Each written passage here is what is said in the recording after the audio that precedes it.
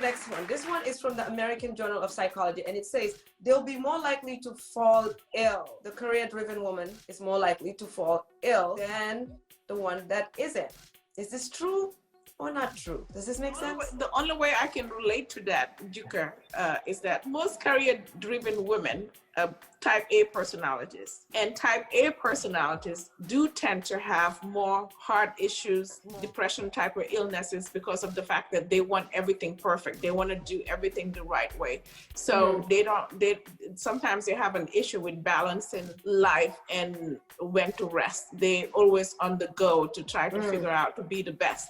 Sometimes that can be an issue, and that's usually type A personality, not just career-driven women. It can be a man, it can be a woman, and if that's where I'm looking at it, yes, it's probably true. The study indicating marrying career woman is asking for trouble. In that sense, it's possible. I don't agree with that study. I don't think career women are more likely to get sick, because I think if you're career-driven, you're busy and you're working and stuff, and there's nothing wrong with being a stay-at-home mom. Sometimes they even have a more difficult job than people that are working. But to me, I feel like, okay, if you stay at home mom, you constantly with the kids, you don't really have like an outlet outside. You're probably more likely to get sick from just dealing with that like over and over and over. I wouldn't call that getting sick. That's more of like, you probably be so bored. Number two, you might just have like sometimes depressions or stuff like that. The other woman has more chances of being stressed at work, still have depression issues, anxiety issues, trying to balance both lives, family. Yeah, but like work-life balance, okay, problems. And like they said, you're always on the go.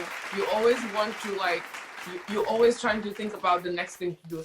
How can I get this? How can I get this to this level? How can I move to this level? And that itself is like draining, it's tiring.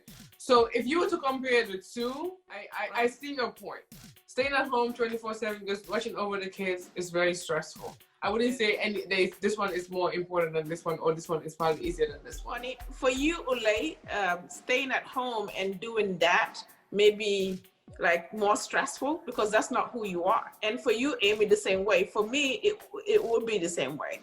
For the woman that's a career-driven woman, it's hard to keep them in the house and let them monitor kids 24/7. They'll go crazy. That doesn't mean the person that's actually staying at home, being a staying-at-home mom, is bored staying at home. They probably enjoy cooking. They have fun. Yes. They have fun taking care of the kids. They have fun going out with the kids and doing all that. For someone like me to do that, I'll go cray-cray. From your perspective, that person is going crazy, but not necessarily. Yeah, Olay, from your perspective, if we put you through that, you might even actually, you'll definitely have a lot more complications than what you're going through now.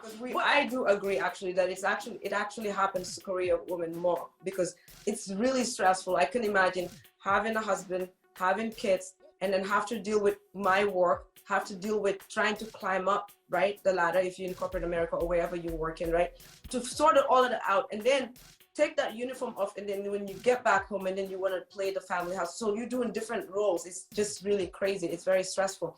But I think that's why it's important for us to also just slow down sometimes.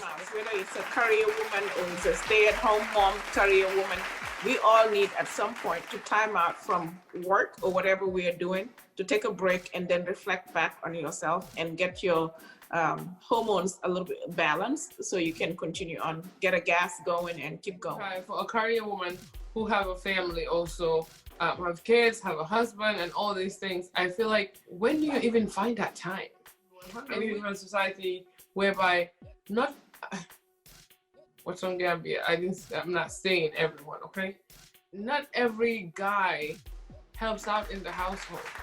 So I go to work, I'm working so much, I come home, I have to take care of the kids, I have to cook, I have to clean the house, I have to fix even the bed, I have to fix, I have to do the dishes, I have to do all these things. Like, when do you even have time to yourself to even just relax? How many like average African households, right? Husbands and wife even just take a vacation. Just go to a simple dinner date. I'm not saying it doesn't happen. It happens, but it's not as much as it should happen. And I think it's actually important because I remember I have a friend who was trying to have a baby, but they couldn't have a baby So the doctors have to put them on such a schedule for them to even like walk out together. And I don't know what it is like in medical terms, like they had to spend time together just so the girl can be able to conceive. They were disconnected and they can't even conceive. And it's not like she couldn't have a child or he couldn't have a child. It's just because of their lifestyle. That's the reason why they couldn't have a child. And they just had to change a little bit of their lifestyle, and then they had twins. Let's say someone that works nights versus a partner that works days. What are the chances that you guys are going to spend time together? It's going to be very slim. By the time you're coming home, this other person is leaving. It's worse when you work opposite shifts. But even when you work the same shifts, sometimes it is so stressful. And like you said, it's hard for a woman to conceive when their hormones are not balanced out. So when you're stressed out and when you have so much stuff going and you're not having enough sleep, your body tends to release cortisone. And cortisone has a lot of effect, like inflammation that it causes in the body. So for that person, for that woman or man, even a man, may have problems with their hormones. And when there's a hormonal imbalance, whether it's a man or a woman, it's hard to produce kids. So, and that woman may also end up getting obese. So when someone is obese, there's a lot of risk factors, even a lot of complications in terms of trying to conceive, or even when they conceive to carry on with that baby. So there's a lot of issues that happens when there's stress. So we definitely need to find time to create an environment which is more nurturing and take vacations, do dates and stuff like that. I know sometimes it's hard to consider the finances and taking care of the kids. Even if you don't go on vacation, just taking a walk at the park and holding each other's hands. How many parents in Africa? They work together. Juka, what household, what country where are you from? Together. People Every walking day together. on the farm together. Your mom and dad used to go to Yusundu together. I'm not talking about like the people you know. I'm talking about when we talk here, you're talking about like the 75% of the population who's not doing that. No, That's what you're trying to talk. but hear me out. What I'm saying is, even if you don't have the resources to go on vacations or the time, because you have to take time off from work, he has to take time off from work, you have the kids to figure out. I'm just saying, like, even taking evenings to take a walk together, that connection, I think it's important.